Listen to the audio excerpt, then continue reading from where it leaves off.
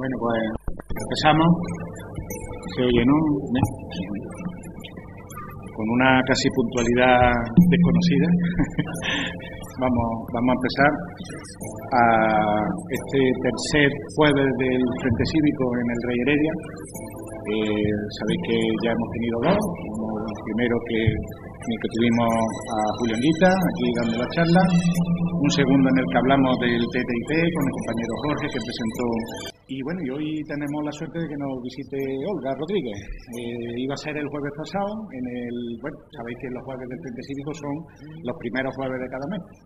Pero bueno, por motivos de fuerza mayor, tuvimos que aplazarlo al jueves de hoy. Y también nos sirve para alargar un poquito más las 32 jornadas por la paz del Distrito Sur, en las que el Centro Social Rey Heredia y el Frente Cívico, con esta conferencia, con esta charla, pues también ha colaborado. Y bueno, pues como el tema era la paz y qué posibilidades de paz, y a ver si nos entendemos los seres humanos de una puñetera vez, y sobre todo queremos poner el dedo donde está el problema de por qué el mundo no vive en paz. Pues se nos ocurrió que pocas personas, por no decir ninguna, mejor que Olga, ¿no? que lo ha vivido en primera persona y que además está muy al día y muy bien informada de todos estos temas, y que hoy nos lo va a demostrar aquí, como nos lo demuestra todos los días o casi diariamente en su escrito en el diario.es o en los vídeos que también periódicamente publican, aparte de sus libros que ahora en una breve biografía pues mencionaré. Bueno, Olga es periodista, como todos sabéis, y especialista en contencioso, sobre todo en el tema de Oriente Medio y Próximo, aunque también ha estado en otros conflictos. Estuvo trabajando en la SER, estuvo trabajando en 4 también después, y en la CNN+.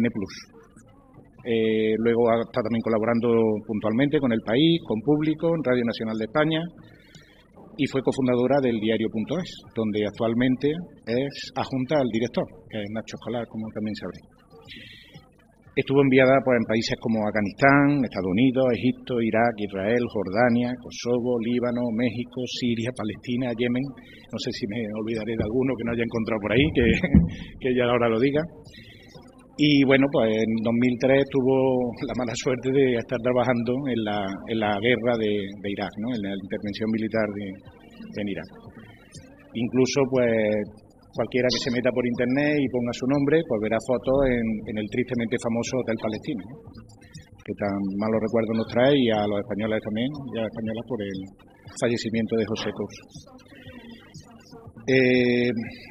Aparte de tener poco tiempo para el periodismo y bueno, pues Olga encima escribe libros, ¿no? Ya tiene varios libros escritos, por ejemplo aquí Bagdad, Crónica de una guerra, José Couso, La mirada incómoda, que además es un libro que hizo del que es coautora, con otras personas como Maruja Torres, como Moncho Alpuente, John Sistiaga, Eduardo Galeano, Carlos Taibo, Javier Sábada, que también lo hemos tenido ahora recientemente por aquí en Córdoba, José Luis San Pedro, Dulce Chacón, Santiago Albarrico, o la propia madre de José Couso, Maribel Pérez.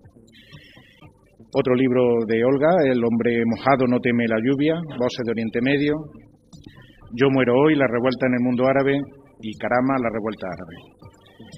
Y bueno, por terminar un poco, ha sido galardonada, una persona tan joven y ha sido ya ampliamente galardonada, y hoy mismo ha conocido el último galardón que ha recibido, por segundo año consecutivo, el Premio Enfoque de Periodismo. Pero bueno, también tiene el Premio de Periodismo y Derechos Humanos de la Asociación Pro Derechos Humanos en España del 2014, Premio Pluma de la Paz en 2006, Premio del Club Internacional de la Prensa al Mejor Trabajo Informativo en 2006, por los reportajes que hizo en Gaza y en Ciudad Juárez, en México, Premio Ortega y Gasset colectivo en el 2003, y el Premio Turia a la Mejor Contribución de Medios en 2003 por sus crónicas desde Irak. Yo voy a terminar ya simplemente añadiendo una cosita que afortunadamente no he tenido que buscarla para ponerla en un papel, y ha sido las pocas horas que hemos pasado juntos desde el mediodía para acá, y que bueno, pues que me han descubierto a Olga la persona, ¿no? Y si algo tengo que hacer valorar aquí es que me encontré con una persona que, aparte de su profesión de periodista, que sabemos todos y todas las que estamos aquí, que la lleva perfectamente y que aprendemos con ella todos los días, pues encima me he encontrado con lo que también se podía prever, ¿no? Y es que es una activista diaria y una persona súper comprometida, que lo hace todo con el corazón y con mucha fuerza, y que además lo transmite con ese corazón y esa fuerza. Y eso, en las pocas horitas que hemos estado juntos, para mí se queda, ¿eh? Ha sido una suerte el que para mí se quede eso. Y nada más. Seguro que cuando terminemos vaya a compartir esta última valoración que he hecho porque lo vaya a ver claro. Os dejo con ella. Muchas gracias por haber venido.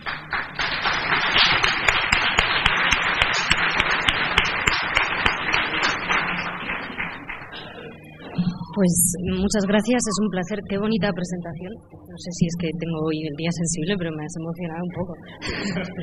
Y también estoy emocionada por ver, sabía lo que era el Rey Heredia, pero por verlo, él me lo ha contado con mucho detalle y realmente es emocionante, emotivo.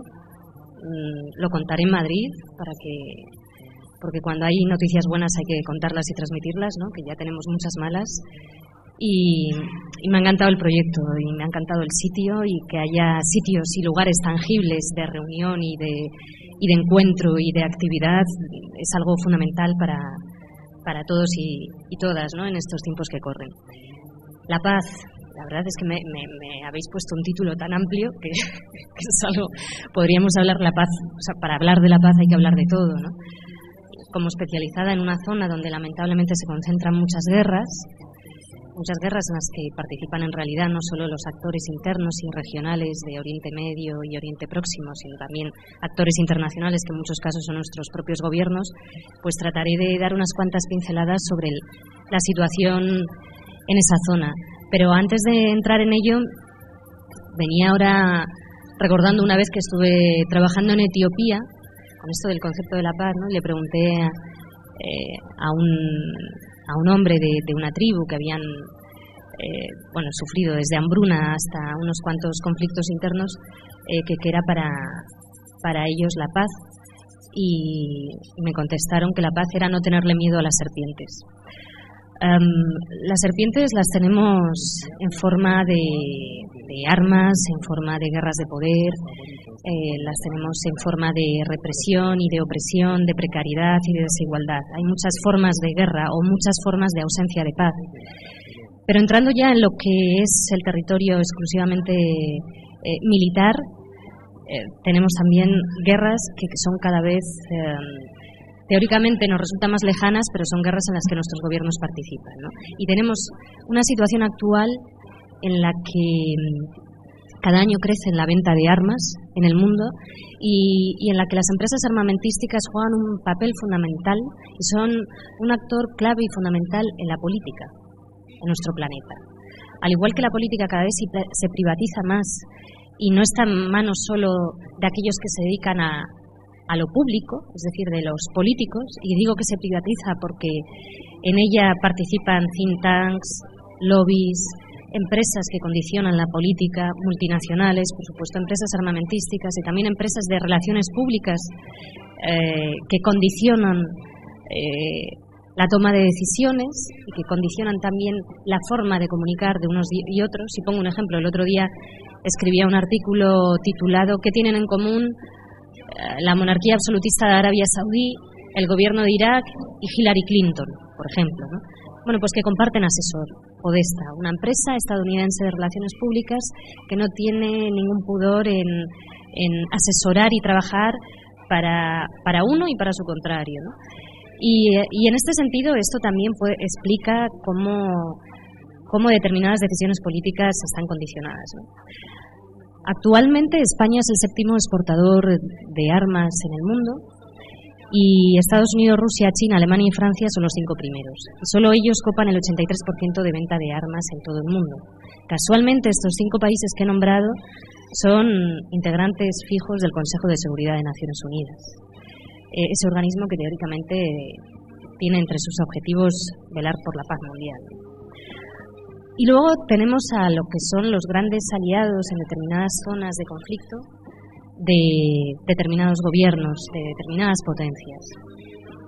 Y, por ejemplo, en Oriente Medio, que es una zona donde se concentran tantos conflictos bélicos, los tres grandes aliados de lo que llamamos Occidente, tradicionalmente han sido Israel, la monarquía absolutista de Arabia Saudí y lo fue el Egipto de Mubarak.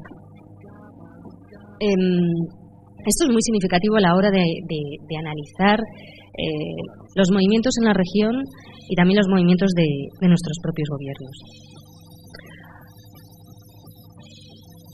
Ahora, cuando se estaba hablando de las empresas de relaciones públicas, me acabo de acordar de otro ejemplo. Sanitas International, otra empresa de relaciones públicas estadounidense, contratada por el gobierno de Bahrein, gran aliado de Arabia Saudí, que reprimió violentamente las revueltas que estallaron en Bahrein en 2011 y también contó con la ayuda del ejército de Arabia Saudí y de Emiratos Árabes Unidos, que aterrizaron en territorio de Bahrein y reprimieron y mataron a muchísimos manifestantes. Pues bien, Bahrein, para cuidar su imagen, contrató a Sanitas International.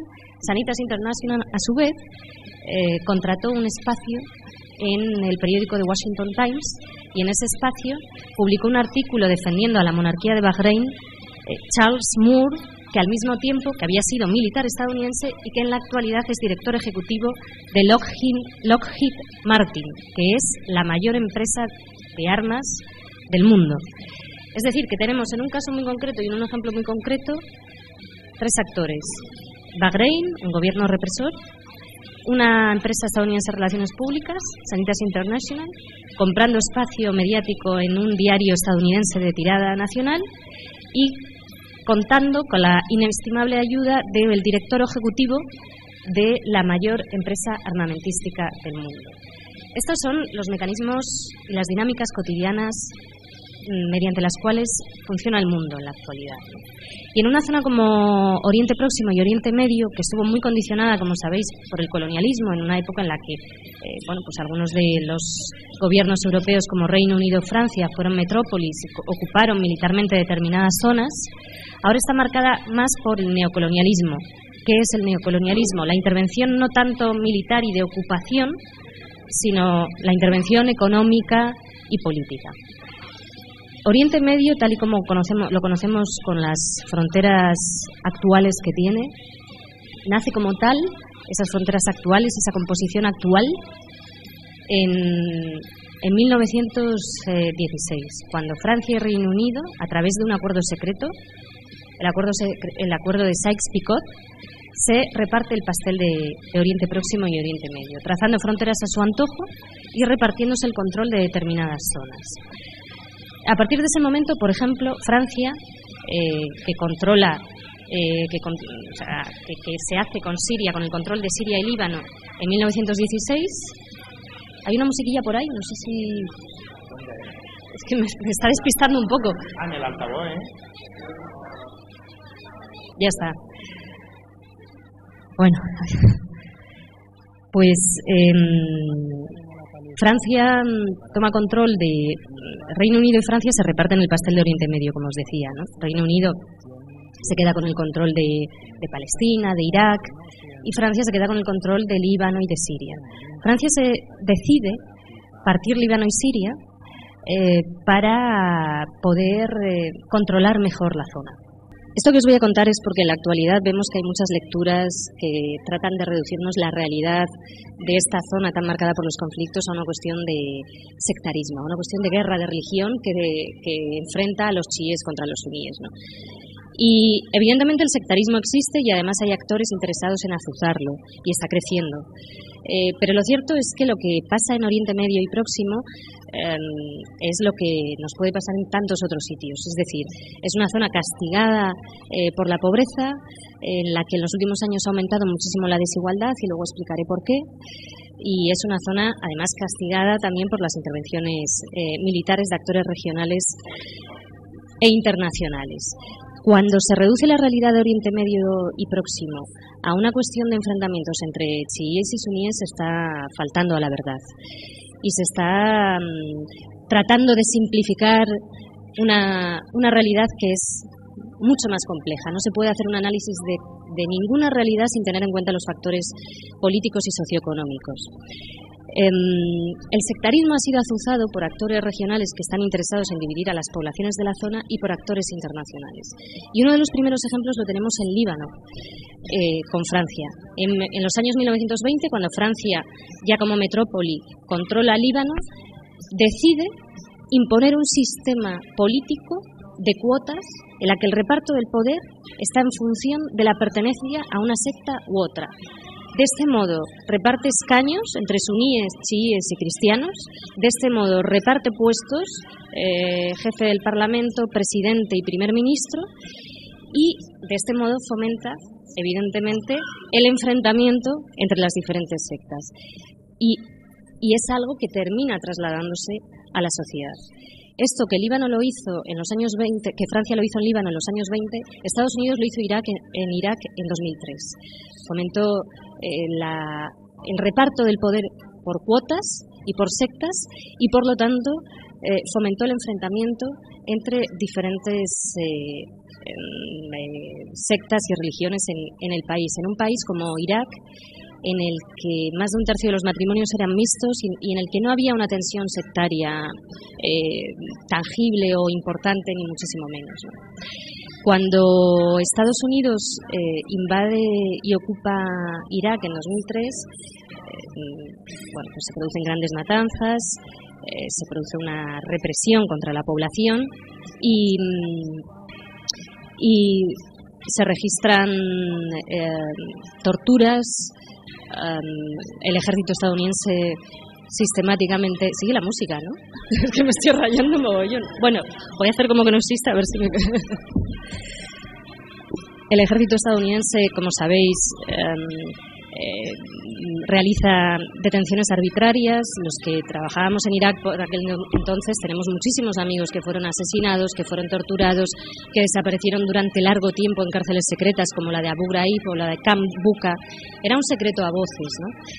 Lamentablemente yo recuerdo cómo por aquel entonces se nos dijo a muchos que nos olvidáramos de Irak cuando volvimos en 2003, que Irak ya no iba a ser noticia, que ya no interesaba porque en clave nacional aquí ya no interesaba, decían. Y claro, era tremendamente frustrante como periodista tener recopilados decenas de testimonios de torturados y de gente que había pasado por las cárceles secretas estadounidenses y no poder darles voz. Y no pudimos darles voz, y menos mal que posteriormente el New York Times sacó las famosas fotografías de Abu Ghraib, porque si no eso habría quedado pues en el lugar del silencio como tantas otras cosas han quedado. Con esa represión tan brutal y la apertura de las puertas del infierno en Irak, es que por mucha imaginación que podamos tener, os aseguro que es inimaginable lo que allí pasó y lo que sigue pasando. Evidentemente se creó un caldo de cultivo de radicalización, de fundamentalismo y de horror. Y además Estados Unidos y Reino Unido se encargaron de introducir muchísimas armas en Irak y de militarizar a enormes sectores de la población. Por un lado decidieron ilegalizar al partido Ba'ath, el partido de Saddam Hussein, y no solo lo ilegalizaron, sino que lo criminalizaron, con lo cual todos aquellos integrantes del ejército iraquí pasaron de alguna manera a la ilegalidad, a la clandestinidad, porque todos ellos eran integrantes del Ba'ath y por lo tanto pasaron a formar parte de las filas de la resistencia armada contra la ocupación, junto con otra mucha gente. Yo tengo amigos que habían estado encarcelados bajo el régimen de Saddam Hussein y que posteriormente decidieron militar en las filas de la resistencia armada contra las fuerzas de ocupación, porque fueron víctimas primero de humillaciones, de torturas, de arrestos arbitrarios delante de sus hijos y de sus hijas, y de sus mujeres fueron víctimas de maltrato. Todo esto creó una frustración entre la población terrible. Y la única salida que encontró mucha gente muy diferente fue la de la militancia en la resistencia. Cuando el gobierno iraquí, apoyado por Estados Unidos, deja hacer a lo que allí se llamaron las milicias de la muerte, que empezaron a cometer asesinatos sectarios, aparecían todas las noches cadáveres en los contenedores de basura, había persecuciones, había linchamientos, había amenazas. Cuando esto se produce y se deja hacer durante mucho tiempo, con el beneplácito del gobierno iraquí y de las fuerzas ocupantes, llega un momento en el que Estados Unidos decide que hasta ahí ha llegado. Es una táctica muy habitual en cualquier guerra y en cualquier estrategia también política, ¿no? Es político y militar. Es decir, tengo dos bandos enfrentados. En el fondo lo que yo quiero es debilitar a ambos. Entonces primero dejo que uno machaque al otro y cuando veo que ya hay uno muy crecido, pues voy a apoyar un poco al otro para que machaque al uno. Estados Unidos lo hizo, por ejemplo, ya en la guerra de Irak e Irán en los años 80, que como sabéis apoyó activamente a Irak, pero en un momento dado vio que Saddam Hussein estaba teniendo mucho poder y entonces decide armar de una manera clandestina a Irán y lo hace a través de la financiación, entre otras cosas, de la contra nicaragüense. Os acordaréis de aquella historia, ¿no? Fijaros, Nicaragua e Irán, ¿no? Tan alejados y tan juntos vía Washington. Pues lo mismo hizo en 2003, o sea, tras 2003, en un momento dado, cuando ve que el gobierno iraquí y que determinadas milicias chiíes están teniendo excesivo poder, pues decide crear lo que llamó las Brigadas del Despertar, al-Shahwa en árabe, y decide armarlas y darles dinero, que eran en muchos casos gente que hasta entonces había estado en la resistencia armada luchando contra las tropas estadounidenses. Entonces de repente Washington dice, somos tan listos que les damos armas y dinero y les hemos convencido ahora de que estén de nuestro lado. Y claro, esas milicias pues nunca estuvieron del lado de Washington. Aprovecharon esas armas y ese dinero para luchar contra sus enemigos, pero posteriormente se quedaron con esas armas y ese dinero y no quisieron ser eternos aliados de Estados Unidos. Lo estoy explicando de una manera muy simplificada, pero para que nos hagamos una idea rápida de las consecuencias que tuvo eso.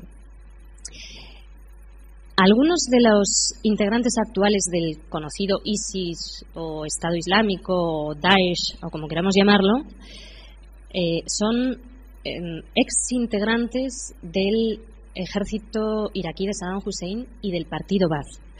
Y también algunos son ex-integrantes de esas famosas Brigadas del Despertar que fueron armadas por Estados Unidos para luchar contra determinadas milicias del gobierno iraquí.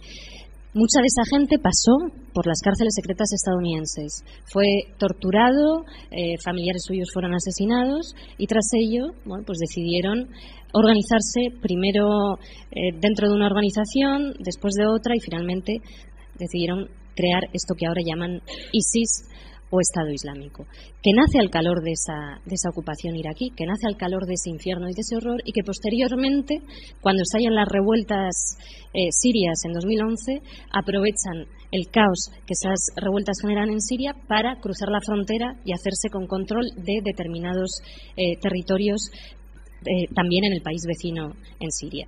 ¿Por qué explico todo esto?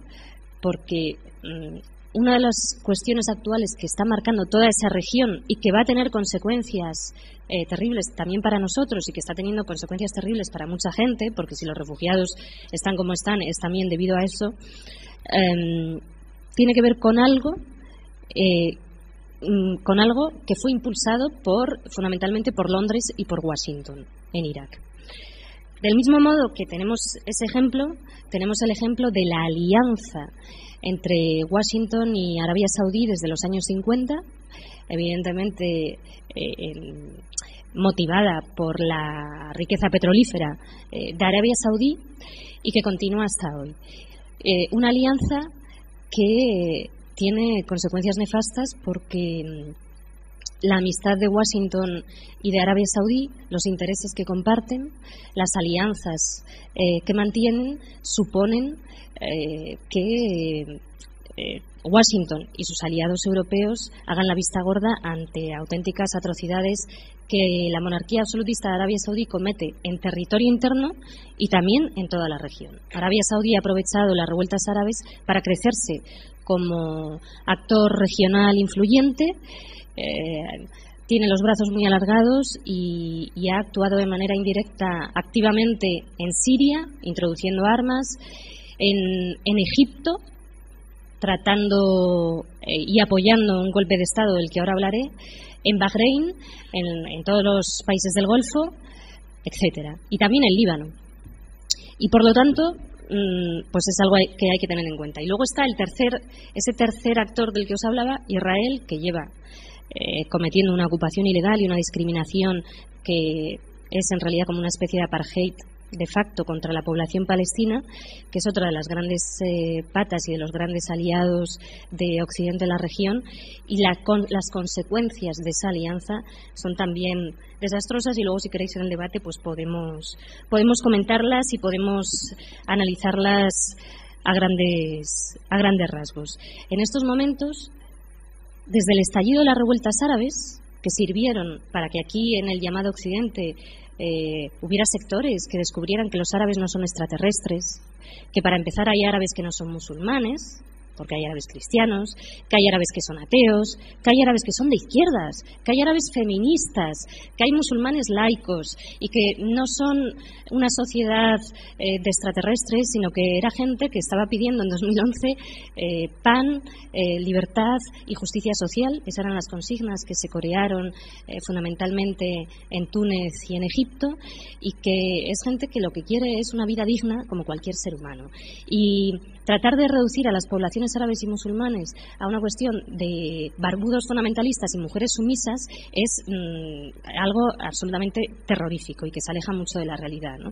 Y aquí tienen una gran responsabilidad los medios de comunicación, que son correas transmisoras de determinados mensajes redactados en despachos oficiales, y también son correa transmisora en muchos casos de reduccionismos, de simplismos, de ideas equivocadas, de estereotipos y de mensajes que estigmatizan a poblaciones enteras y que las reducen y no les dan categoría de seres humanos, porque siempre se las presenta con un paternalismo propio de lo que es este primer mundo, ¿no?, que se considera superior en tantos aspectos. Una vez que han estallado estas revueltas árabes, se produce un secuestro enseguida de estas revueltas, que son reconducidas y que son aprovechadas además por actores regionales e internacionales para aprovechar y llevarlas a su camino, y en algunos casos han servido, como digo, para que algunos actores regionales hayan podido aumentar su órbita de influencia y su poder en la región y lleven ahora la voz cantante. Antes de terminar y dar paso al debate, hablaba de los medios de comunicación ahora, y querría hacer aquí un inciso, porque en el siglo XXI uno de los mayores retos que vamos a tener es la defensa de la paz, que parecía que era un valor conquistado, ¿no?, y la defensa de los derechos humanos, que parecía que era otro valor conquistado. Ya había habido como una especie de acuerdo tácito mundial en torno a eso. Y sin embargo ahora, ya hace un tiempo todavía, yo era amiga de José Saramago, y recuerdo que cuando ya estaba enfermito, un día me comentaba que ser defensora de la Declaración Universal de los Derechos Humanos podía parecer cada vez en más sectores algo revolucionario. Pero es que la Declaración de los Derechos Humanos, si la leemos a día de hoy, es que es algo revolucionario, porque hemos retrocedido tanto en algunos aspectos que realmente reivindicar una vida digna es considerado algo revolucionario, ¿no? Y en este sentido los medios de comunicación tienen una responsabilidad tremenda y un deber, o sea, porque lo que manejamos los periodistas es un derecho, que es la información, y las sociedades libres y democráticas lo son porque hay libertad de expresión, ¿no? Eso implica que no se criminalice la ficción tampoco, ¿no?, y porque hay libertad de información. Y las sociedades mal informadas son más fácilmente manipulables. Y en ese sentido, el periodismo es un oficio que tiene una enorme responsabilidad y que no puede concebir la información como una mera mercancía. La tiene que concebir como algo fundamental para cualquier sociedad libre y democrática, y por lo tanto tiene que saber cuidar esa información. Y sin embargo, se concibe desde las empresas informativas, desde muchas empresas informativas, como por supuesto una herramienta de, más que de información, de desinformación, de propaganda,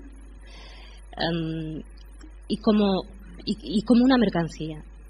Es decir, se entiende que es un negocio más sin ningún tipo de obligación de ética o responsabilidad social. Y eso es muy trágico. Dice David Simon, que es un periodista estadounidense reconvertido en excelente guionista de series de televisión tan estupendas como The Wire, que si no la habéis visto os la recomiendo, que hay un antes y un después en el periodismo, marcado por el momento en el que el poder financiero entra a las empresas informativas. Los bancos, las multinacionales, o, por decirlo de otro modo, más sencillo, en el momento en el que las empresas informativas salen a bolsa. Eso que en Estados Unidos ocurrió en los años 90, aquí ya ocurrió en este siglo. Y eso ha tenido consecuencias nefastas, como explica David Simon muy bien, ¿no? Una de ellas es que hay despidos masivos. A partir de ese momento, en buena parte de los medios de comunicación, los altos directivos son simples gerentes, no son periodistas, son gerentes que no entienden la responsabilidad social que está asociada a este oficio y que deciden buscar el máximo beneficio económico en el menor tiempo posible y por lo tanto decide prescindir en muchos casos de aquellos periodistas que son los más veteranos y los más críticos, de aquellos periodistas que tienen la mayor experiencia, y deciden además que en muchos casos no hace falta apostar por la información tal y como la entendemos, la información de calidad, porque con información que no es de calidad se tiene el mismo resultado o mejor, y con el infoentretenimiento mejor, y con la basura ya ni te cuento. Y por lo tanto, bueno, pues se decide, vamos a ver, ¿qué recortamos? ¿Qué no nos compensa, ¿no? Desde el punto de vista de esta gente? ¿Qué no nos compensa? Uy, pues no nos compensa gastarnos esto, que es muy poco, porque nos gastamos en coches oficiales y en fiestas que hacemos los jefes mucho más, y en nuestros sueldazos. Pero bueno, esto que es muy poco, pero vamos a prescindir de esto, que es lo que nos cuesta tener a gente cubriendo las guerras, que nos cuesta muy poco en comparación con otros muchos gastos. Pero vamos a prescindir de esto. Y eso empezó a pasar. ¿Qué ocurrió? Que, por ejemplo, un diario como The Boston Globe, que se caracterizó siempre y que tuvo su credibilidad y su prestigio en su red de corresponsales, cerró de un día para otro toda su red de corresponsales. Porque daba igual. Daba igual tener en el terreno, según la concepción de estos gerentes, a alguien cubriendo y contando y siendo ojos y oídos de una realidad, de una guerra. ¿Qué ocurre? Que empieza a tenderse a una situación un poco orwelliana. ¿Por qué digo orwelliana? Porque de la noche a la mañana cada vez hay menos gente en las guerras contándonos qué pasa. Yo lo viví, o sea, yo tengo 40 años. Yo todavía viví una época en la que iba a una guerra y estaba 4 meses allí. O iba a un lugar donde había habido una guerra o donde iba a haber una guerra y estaba 4 o 5 meses allí. Y además volvía cada 2 por 3. Con lo cual, conocía el sitio, conocía a mucha gente, tenía contactos, entendía cómo estaba cambiando ese lugar, entendía lo que estaba pasando. Pero de la noche a la mañana eso se acabó. Y entonces de repente no podía ir a ningún sitio. O si iba, era para estar 3 días. Recuerdo una vez que ya trabajaba para la tele, que me envían a Yemen porque habían asesinado a 7 españoles turistas. Y llego, y todavía estaban al aeropuerto, y me dicen, tienes que entrar en directo para la tele. Y digo, pero si no he visto nada aún, no sé. O sea, no, pues te contamos desde aquí el último teletipo. Digo, ya, pero entonces, ¿para qué he venido a jugarme la vida? Bien, pues esto es lo que se hace cotidianamente. O sea, sirve para... Tenemos a alguien allí y sirve para contar. Tenemos a alguien allí, ponemos la mosca encima, la mosca lo llamamos pues Bagdad, y tenemos a nuestra enviada especial en Bagdad. Tu enviada especial en Bagdad no ha visto nada. Y no quieres que vea nada porque te da igual, porque lo único que quieres es aparentar que informas, pero no informar. O sea, yo tengo que contrastar, porque si no se perpetúa un solo discurso y un solo relato. Y esto nos ha llevado a la uniformidad de la información. ¿Por qué todo el mundo nos cuenta la guerra de una misma manera? Cualquier guerra. ¿Por qué cambiamos de canal, zapeamos y vemos en los mismos planos? Porque es que es un cámara que está en Gaza, que trabaja para la agencia de noticias Reuters, que está enviando esos planos a todos los medios de comunicación del mundo y está enviando una nota informativa a todos los medios de comunicación del mundo que estamos repitiendo esa nota y esos planos. A lo mejor la nota está bien, que no siempre está bien, porque las agencias, las dos grandes agencias de noticias que nos cuentan las guerras son AP y Reuters, ¿vale? Son agencias internacionales con sus propios intereses y con determinado capital metidos en ellas. Pero es que además son los dos, o sea, estamos viendo el mundo a través de dos grandes ojos que hacen mejor o peor su trabajo, pero que son los únicos que nos están contando la realidad.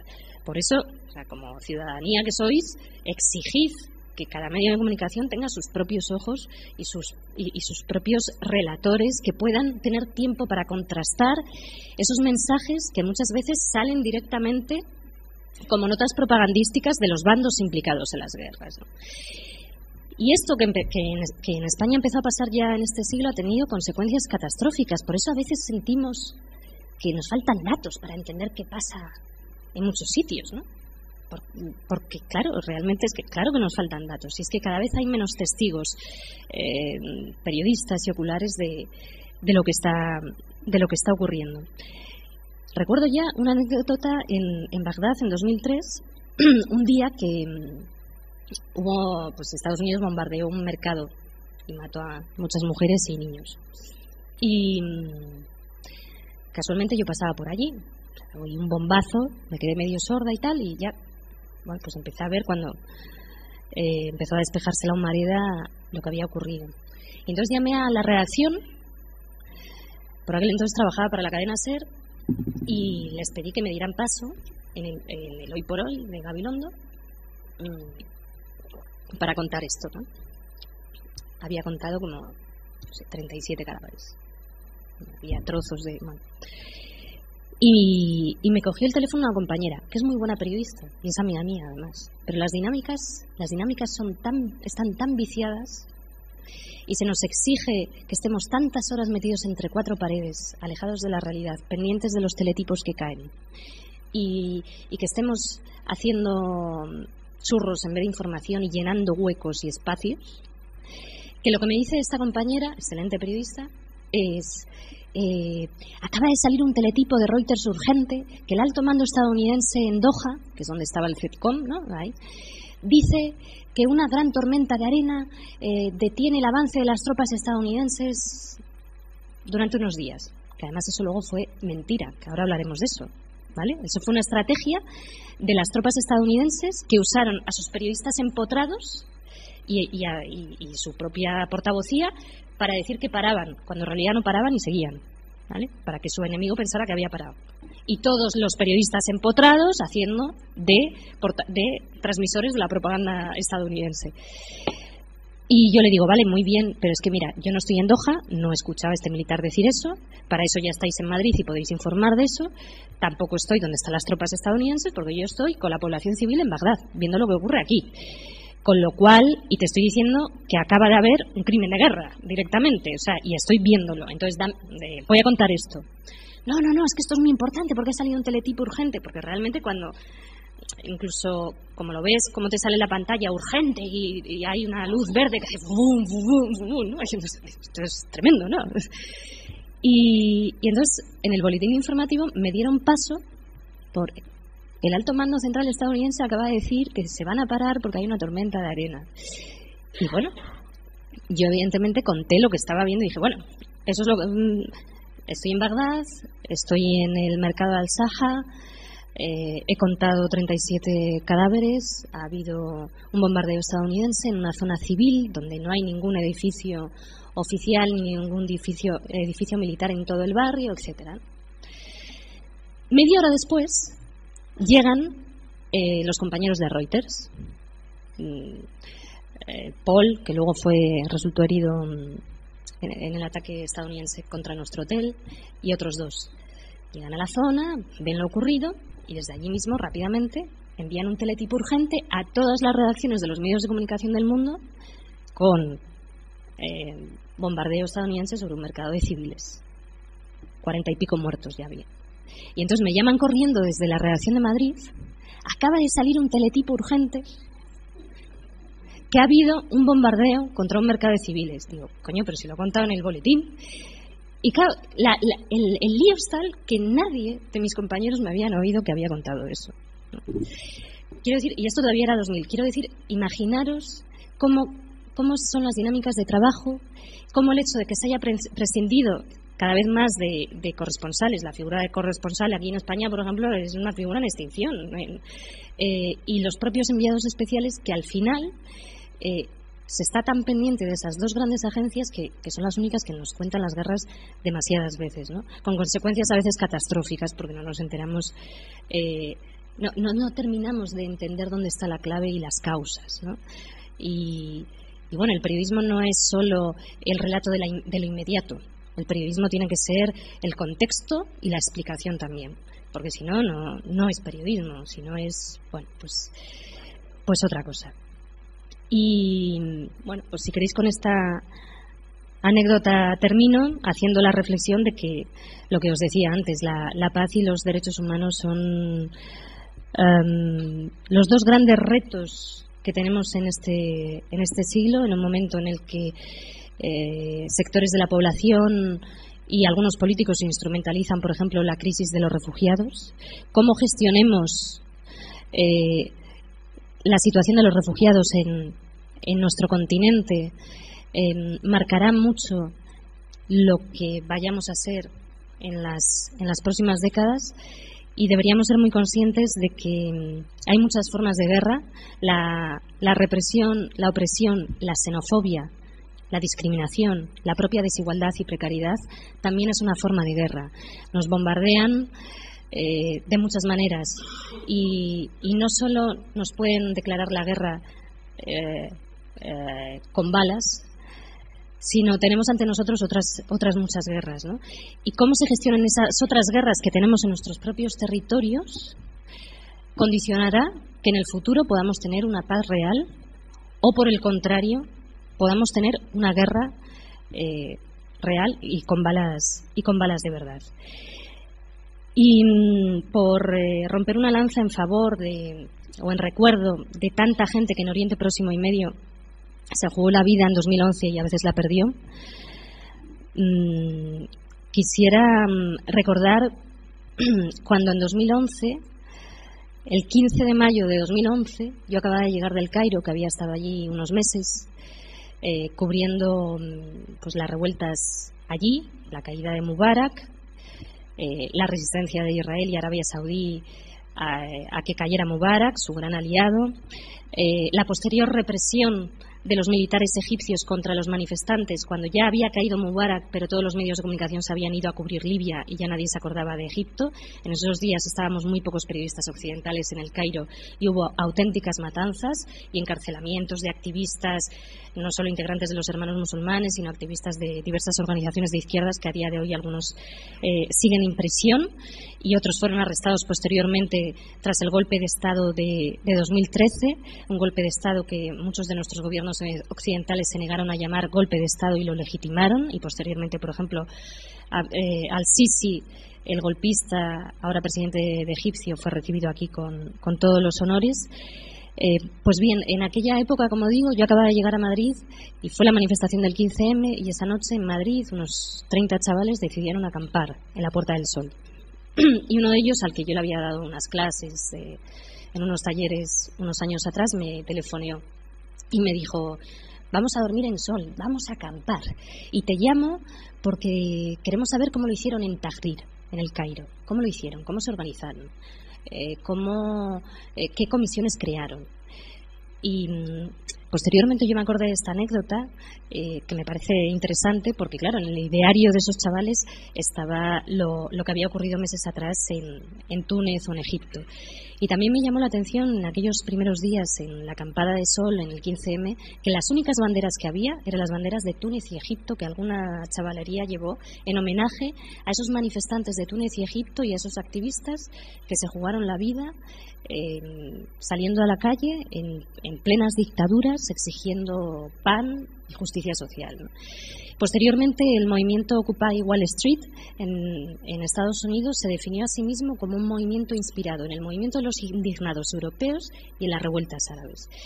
Y con esto simplemente quiero homenajear a toda esta gente que ahora está en muchos casos encarcelada y si no amordazada nuevamente en Egipto, por ejemplo, y que yo creo que fueron inspiración para muchos y muchas de nosotros. Y si queréis, pues vamos a dar paso a la charla, ¿no? Que es lo más divertido.